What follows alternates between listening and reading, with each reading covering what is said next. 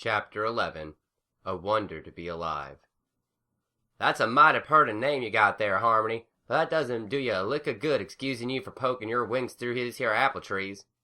Hey, you asked me who I was, didn't you? Scootaloo, or Harmony, hissed and wiggled, the faces of her two interrogators frowning upside down before her as she dangled from the upper branches of the apple tree. Whatever happened to country hospitality anyways? Y'all must be thinking of another country. A country full of hay-brained idiots. Applejack leaned obstinately on her pitchfork in front of the topsy-turvy Pegasus and spat into the ground before growling. You think we're stupid or something? In these parts we don't take kindly towards wayward leaf rummaging. The time traveler's amber eyes narrowed. Did it ever occur to you that I might just simply be a visitor? Front door's that-a-way. Applejack lethargically pointed a hoof towards the Apple family farmhouse beyond the red barn. But y'all can forget about dropping in for a cup of tea. Big Macintosh here and I have lots of work to get done, and we ain't gonna be making no progress on the account of random ponies using our orchards as landing pads. I swear this whole thing was just an accident, Harmony confessed in total honesty. She tongued the inside of her mouth and shot her eyes towards the corner of their sockets in an attempt to scoop up something meatier, yet not nearly as honest. I'm not all that accustomed to flying around this area of Ponyville. Then she produced something half-true at least. I'm a stranger in these parts, you see. The farm-mare's green eyes focused on the outsider's face with squinting suspicion. I've never known a Pegasus this far from Cloudsdale to have so much trouble navigating the treetops of Ponyville, Applejack muttered. Don't you all get grilled on daily basis at them fancy-schmancy flight schools of yours? How could they just let a winged pony as loopy as yourself get a diploma? Gee, I don't know. Harmony frowned, reaching into the back of her blood-pumping mind and salvaging. They let even loopier ones deliver the mail, haven't they? A deep bass chuckle filled the air, and the red stallion aptly named Big Mac snickered before producing a smile and a yup. Applejack frowned at him, then gave Harmony a haughty glance. I swear, even when y'all are on the ground, you Pegasus still have your heads in the clouds. Better than having our heads up something else, Harmony grunted, flailed one last time, and sweated with a dull glare. Can some pony help me down? Applejack rolled her eyes, then whistled at Big Mac. The stallion nodded, marched up, and nudged half of the Pegasus's body upwards with the back of his neck. He then stretched a mighty leg out to buck the tree trunk. The resulting impact expertly shook the black-maned visitor from the forking branches. She spun in the air with a girlish shriek before being caught effortlessly across Big Mac's backside. The stallion lowered gently to his knees, and she stumbled off of him, reeling with dizzied amber eyes. I've eaten mushrooms all my life, and now I'm seeing stars. She muttered quietly to herself, shook the cobwebs out of her head, and gazed up at the stallion. Thank you very much, Mr. Harmony stopped mid-sentence, for she realized that she was gazing at a stallion. Not just any stallion, but a tall and concrete-built workhorse whom the chronologically displaced pony remembered. Only none of those memories belonged to a grown mare. Now, all her foolish recollections of a softly-spoken, hay-chewing, freckled-faced farm colt suddenly melted under the reality of this razor-chiseled, earth-scented, blonde thoroughbred who was presently towering like a great crimson mountain of masculinity before her. He blinked at her with quizzical green eyes that melted her to the lonesome core of her suddenly fluttering heart.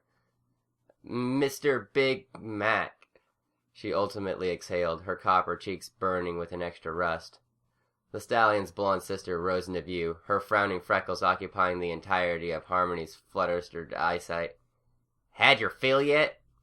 Harmony gulped, shrinking back slightly towards the trunk of the tree she had been hanging from. Please listen. There was a reason why I came here. The mare listened to herself begin, but winced at the thought of finishing it. I reckon you do, but ain't nothing to it. I've said it before and I'll say it again. There's work to be done around here, and the longer we have to deal with you, the longer it's a-wasting our valuable time. Care to be a little more specific? Harmony raised an eyebrow. Maybe if you give me a chance, I could make it up to you for, committing the crime of flying into your precious apple orchards. Or do you want to keep treating me like a sack of manure? Don't tempt me. Why are you so off your rocker to begin with, Applejack? Harmony exclaimed, but suddenly wanted to bite her own tongue off. None of your beeswax, the orange mare began, but then went cockeyed. Wait, How'd y'all know my name? Is this one of Rainbow and Pinky's pranks? She stomped her hooves. Gosh darn it, I don't have time for this horse hockey. Big Macintosh cleared his throat. Catching his irascible sister's attention, the sweating stallion pointed a nervous hoof towards the edge of Harmony's flank. Applejack took one glance, saw the celestially crested infinity symbol, and instantly covered her gasping mouth with two shaking hooves. Mountains of Electra! Mountains of Electra! The blonde mare sputtered, her knees shaking. A royal servant of the Canterlot court? Huh? Where?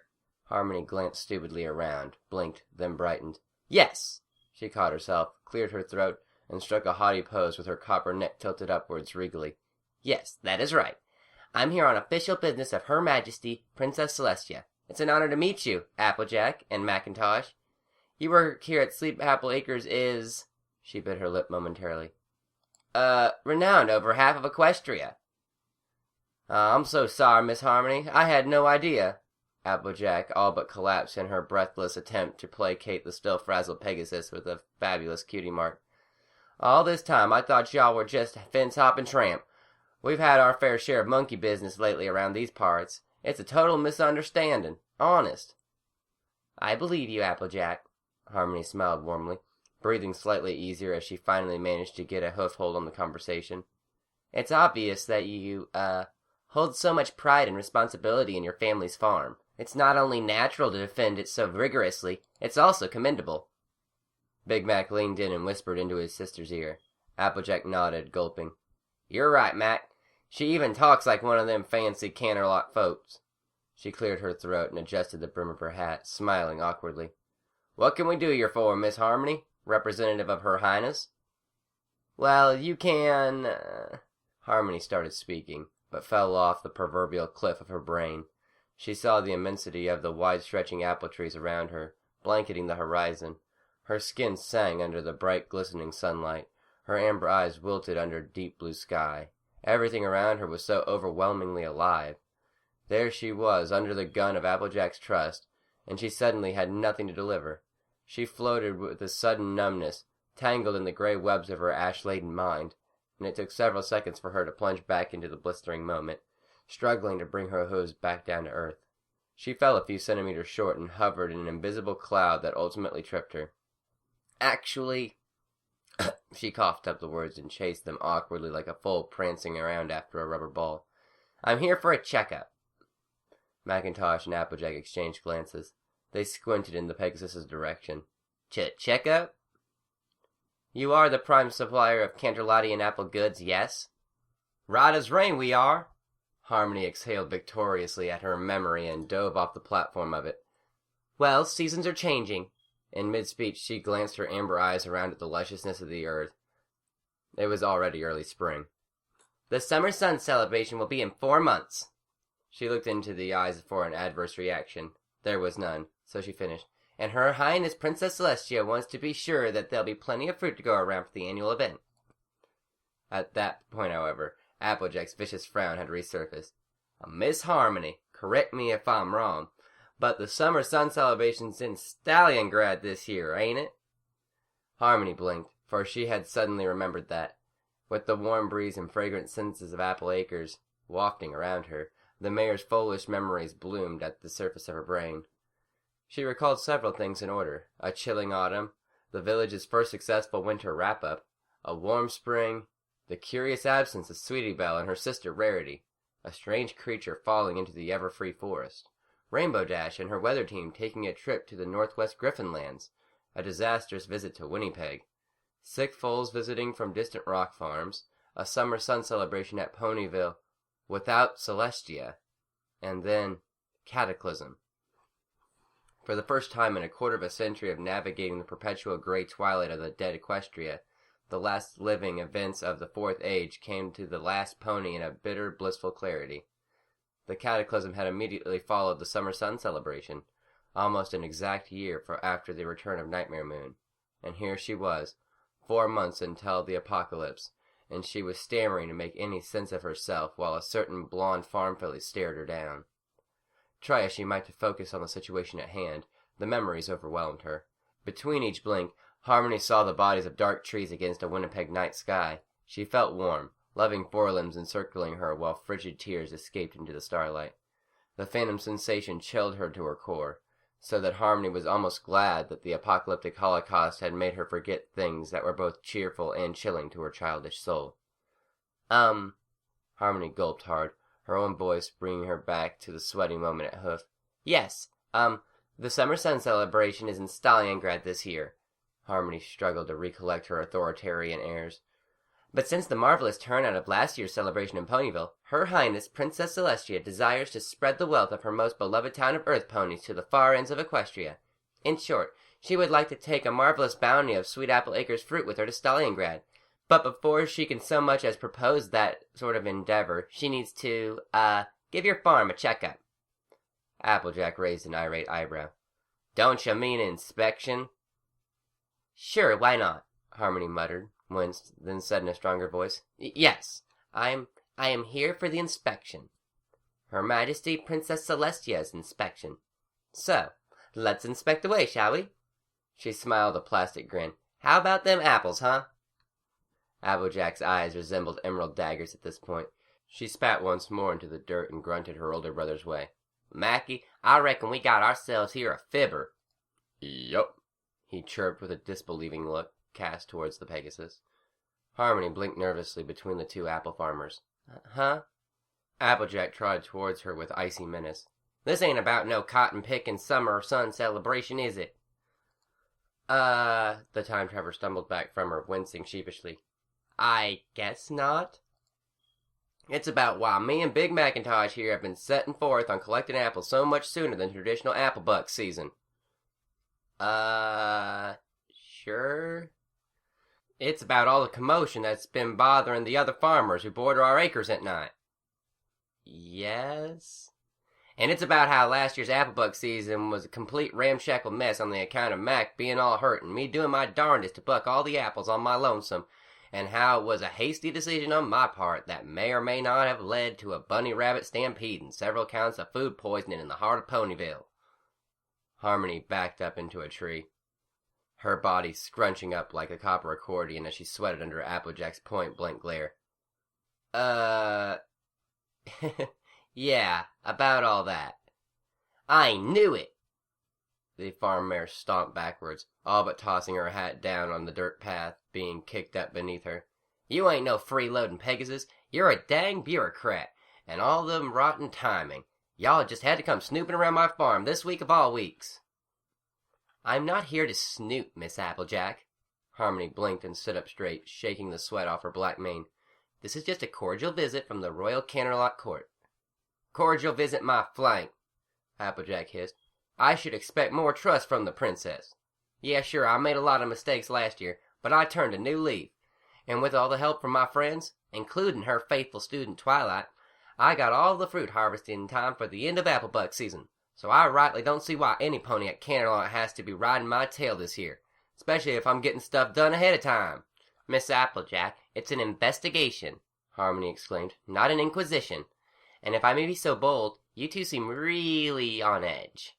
She smiled hopefully. Look at this whole thing as an opportunity to get an upper hoof on apple buck season, aside from starting early. I've only been sent here to help. If y'all want to help, Applejack spun and leered in front of Harmony, then get out of our mane. After a long, deep breath, Applejack took her hat off and fanned herself. In a calmer voice, she said, Look, Miss Harmony, I mean no disrespect to the princess, but this is completely unlike her. For the better part of 5 years, our farm has supplied Canterlot with all the apples y'all could ever need. But to suddenly find out that I'm under some investigation? Well, it sure don't float my boat nothing proper. If the princess is so gold darn worried about how I run my farm, then I politely expect her to send me a written letter through Twilight, like she normally does. But all this Royal Court of Canterlot investigation hogwash is angering me something fierce. I don't have time for it, and I don't have time for you. Now make like an apple tree and buck off. As Applejack marched away in a huff, Harmony frowned at her backside. Hey, I may not be Princess Celestia herself, but that doesn't mean you gotta treat me like some pitchfork you accidentally rolled onto this morning. Applejack paused to blink back at her. Like some pitchfork I what now? I flew all this way to help you, and that's final. Harmony slammed her hoof down for emphasis, but to her misfortune her limb caught the open end of Big Mac's discarded spade. The tool's wooden handle flew mechanically into the copper Pegasus's snout, sending stars spinning around her skull. Harmony teetered, the numbness of her projected self vibrating in and out of focus, and yet she wasn't feeling pain. She should have been hurt, but she wasn't. Only the flimsy, green, fuming facsimile of pain briefly jolted her otherwise bright and tropin senses. Applejack laughed pathetically, her eyes rolling back. She waved a lazy hoof towards her visitor. "Oh, Sugar Cube, take a look at yourself, why don't you? You're a clerk of the Royal Candlelight Court. You ain't no workhorse, so don't go writing checks that your flank can't cash." Harmony shook the cosmic rays of dizziness away and frowned bruisedly in the Earth Penny's direction. "Are you suggesting that I don't have what it takes to work on a farm? Girl, you'd be lucky if you could work a dinner plate." An untested kernel of pride nestled deep in the icy heart of the last pony popped to the surface. She shook her mane and trotted furiously up towards Applejack. "I'll have you know that I can handle anything and everything the apple-bucking could toss at me. The Royal Court of Canterlot doesn't hire ponies just for their good charm, you know." "I reckon that much is obvious." "You got a test in mind?" "As a matter of fact, I do." Applejack trotted over towards a tree and bucked it lightly, forcing only 2 glistening fruit to fall loose. These she caught in nimble hooves before bearing a jester's smirk. "I call this here the test of preservation." Big Macintosh instantly muttered something, rolled his eyes, and marched away with a humored expression. Harmony blinked at him confusedly, then found herself staring at a green and red reflection of herself. "The first and most important thing one needs to know about apple bucking," Applejack glared at the Pegasus from over the 2 fruit stems, "is that your product is more important than anything else. You can kick trees until the cows come home, but if you let a single one of these here apples bite the dust, then it translates to bits flying straight out of your pocket. 'Tain't no good thing, you hear?" "Is there a point to this brilliant platitude?" Harmony said, squinting nervously at her. "The point, Miss Harmony, is that if y'all want to help me buck apples, y'all got to be prepared to preserve 'em." She juggled the green and red fruits in her hooves, winking slyly. "If you're fast on them wings of yours, it should be no trouble performing this here first test." "Yeah?" "I'll buck both apples high into the sky. All you gotta do is catch 'em. So long as neither of them get smashed into little seedlings, then I'll employ your royal help here, you hear?" Harmony rubbed her head as an artery pulsed at her frustrated temple. "Something wrong, Copperbottom?" "This is silly and pointless." The last pony frowned. "Now you're wasting my time. Let's just get to the point. Do you want my help or not?" "Now you're sounding like another stubborn Pegasus I know," Applejack smirked. "Granted, she would have been mighty fine at meeting my challenge. Goddess knows what's chomping at your bits, Miss Harmony." She finished juggling the 2 apples and balanced them expertly on top of each other, each upon 1 hoof. "What's the matter, you chicken?" The time traveler's amber eyes narrowed. In a hissing voice, she throated, "No pony, and I mean no pony, calls me chicken." "That's a right mighty fine inspiration if I ever did hear it." "You gonna toss your fruit or what?" Harmony struck her copper wings out with emphasis. "Go get 'em, hotshot." Applejack grunted and tossed both apples skyward. Pivoting on her front limbs, the orange farm mare struck her rear hooves up and knocked each apple towards the opposite ends of the shimmering horizon. Harmony was airborne in a flash, forcing the green leaves of several bordering orchards to flail in the sudden breeze of her flapping wings. Squinting through the flashing sunlight, she spun like a barreling rocket towards the first target as it reached the peak of its red arc. "Gotcha!"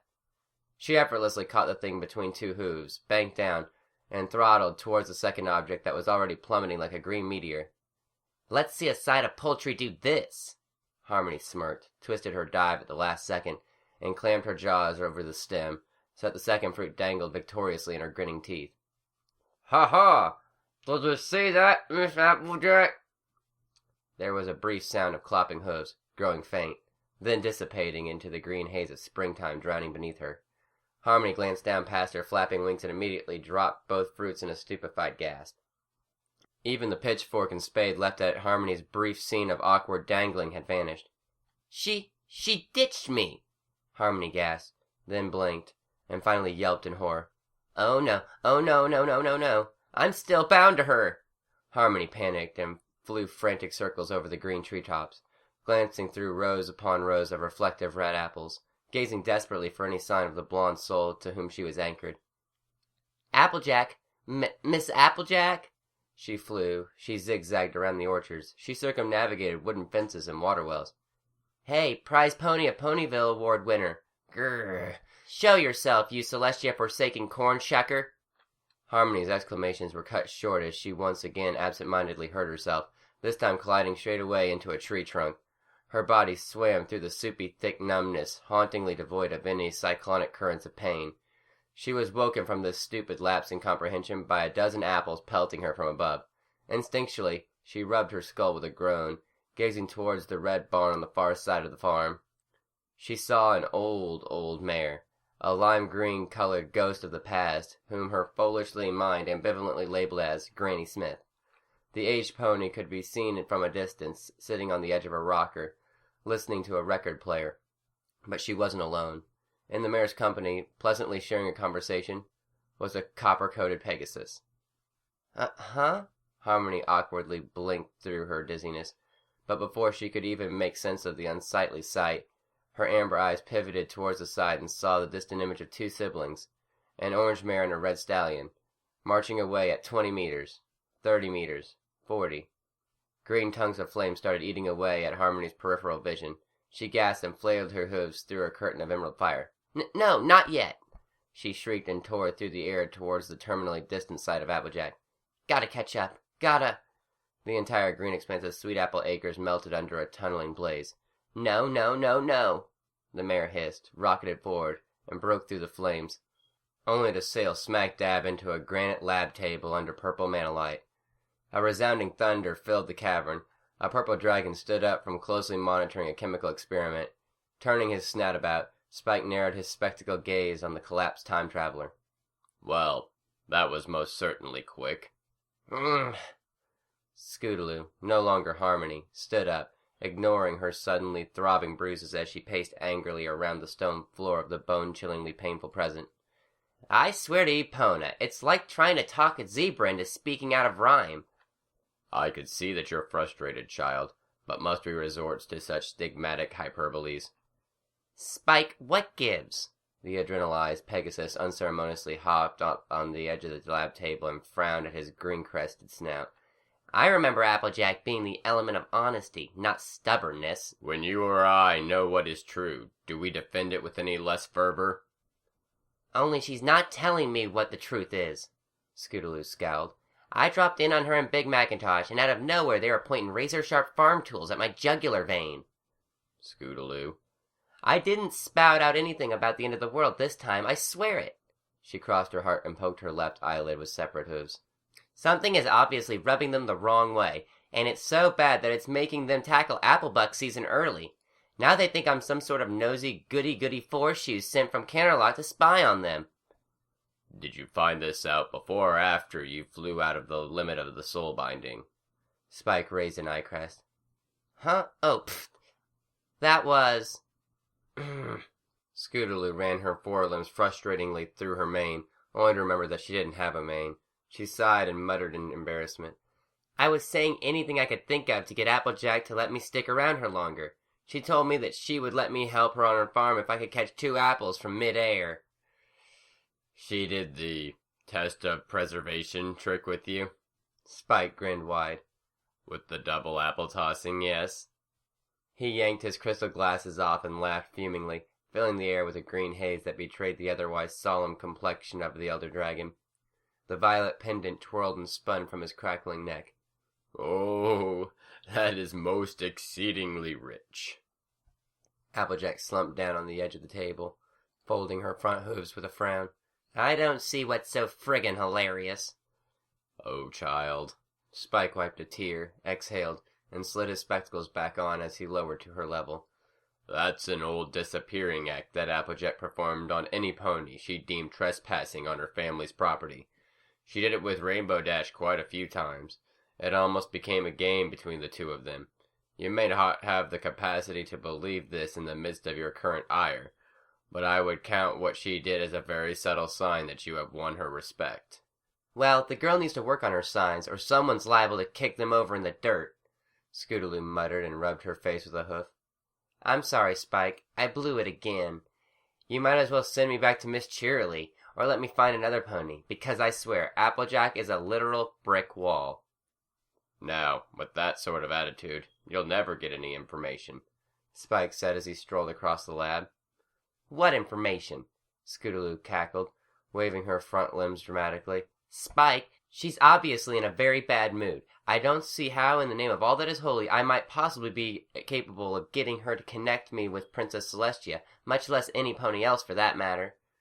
I do believe the key here, my old friend, is not to think of how these ponies can help us, Spike said. He coughed briefly, hacking up a cloud of fumes and waving them clear with a scaled hand. The dragon grabbed the crystal jar of Applejack's ashes once more and shuffled back towards his tiny companion. But rather we must focus on how we can help them. I don't see how that's going to get us anywhere in our little experiment, Spike, the Pegasus grunted. Besides, the last thing in the world Applejack wants right now is help. It wouldn't be the first time she's refused any and all assistance.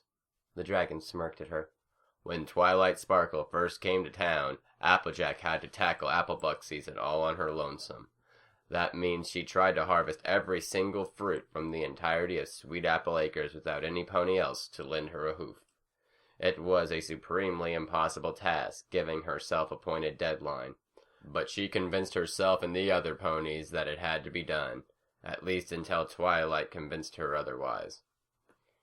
Yes, I think I remember Applebloom telling me about that, Scootaloo nodded, then squinted up at the purple dragon. Just how did Twilight succeed, anyway? Persistence, my good friend, Spike smiled. You'll find that it's an avid companion to subtlety. Scootaloo slumped down onto the floor, gripping her skull dramatically. Some pony, any pony, gagged me with rusted stirrups. Right. Let's send you back. What? She glanced up at him, bug-eyed. You're sending me back to Applejack? But of course. The dragon uncorked the vial and motioned her towards the alchemic circles. Applejack's penchant for honesty is easily masked by her stubbornness, both grayer shades of her immaculate sense of self-righteousness. But all of those robust surfaces can be broken. All it takes is a kind and humble heart, and she will open up to you. Of this, I can promise. I wish I had the faith in Applejack that you have in me, Spike, Scootaloo muttered. That, too, you can find for yourself, he smiled.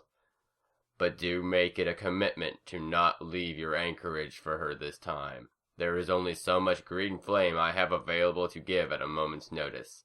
Also, I cannot send you back to a single pony soul too many times in a row without losing cohesion. Losing cohesion? Scootaloo blinked queerly at him as she trotted back over to the circles. What does that mean? Simply that I would have to junction you to a completely different soul for a while before I could possibly send you back to Applejack again, Spike explained as his shadow spread over her. So it would behoove you to make the most of this trip back. Stick to Applejack like sawdust. Be subtle, but also be persistent. You're built of hardened stuff, Scootaloo, more than our late apple-bucking friend can possibly imagine. The moment your own stubbornness exceeds hers, and I have every faith that it will, you'll find the task ahead of you to be a lot easier. Then and only then will the floodgates of her honesty open up, and mayhaps she can help us in the way that you'll help her. Assuming I survive the whole thing, Scootaloo sighed. She stood up straight and closed her eyes. I'm ready, Spike. You're sending me back a day later or something, right? He dashed a sneeze of ashes into his scaled palm. I was thinking more along the lines of 2 minutes earlier. Scootaloo's eyes reopened confusedly. Earlier? But Spike, wouldn't I run into myself? Somehow, I doubt it. He anointed her with the ashes and lowered his fuming jaws. Think of it this way. Applejack just got through tricking you. I think it's only appropriate that we get the jump on her. How so? He answered her with a gust of green flames. Scootaloo winced as she rode back on billowing emerald currents. The flickering tongue solidified behind her scalp in the form of black mane hair, settling to her suddenly copper shoulders as she stood smokily beside the red barn of Sweet Apple Acres, serenaded by the melody of a melancholic violin. Harmony muttered aloud. Early third age. Stallion of Arius? She spun a glance to her side, and was pleasantly amused to see a rustic record player crackling forth beautiful strings into the hay-scented air. I knew it! A voice snorted to life beside her. Harmony was suddenly made aware of the gray-haired, brittle-limbed mare squatting on the edge of a rocking chair, her clouded eyes flickering to life as she woke from a midday slumber. What's it? Who goes there? Apple Bloom? Harmony's heart jumped. Following a foolish instinct, she curtsied politely with a bending hoof. Granny Smith, I'm sorry I've woken you. The lime-coated pony elder squinted the visitor's way. Do I know you?